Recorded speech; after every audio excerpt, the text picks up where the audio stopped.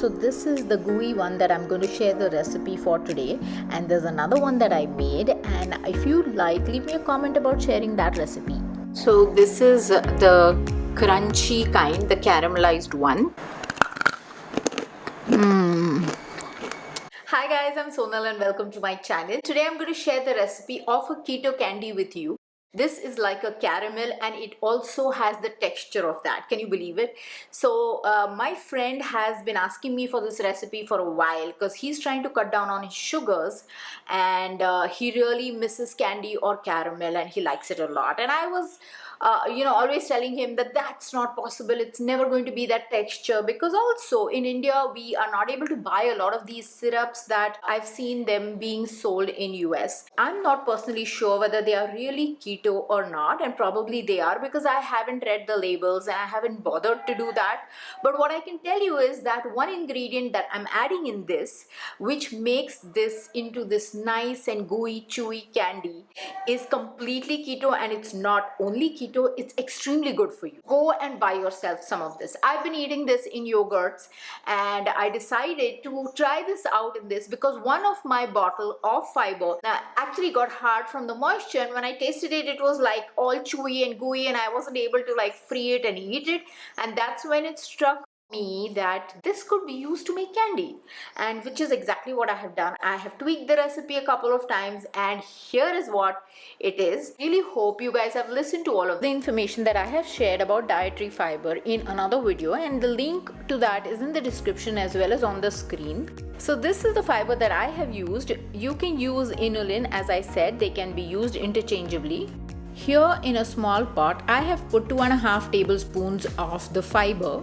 To this I've added 1 tablespoon of butter, and this is salted butter, 1.5 tablespoon of heavy whipping cream. You can use any cream that you can find. I'm also adding a butterscotch flavoring. Actually, if you don't have it, you can leave it out. I've added a tiny drop of food coloring of yellow color, and after I made it the next time, I realized that it wasn't really required.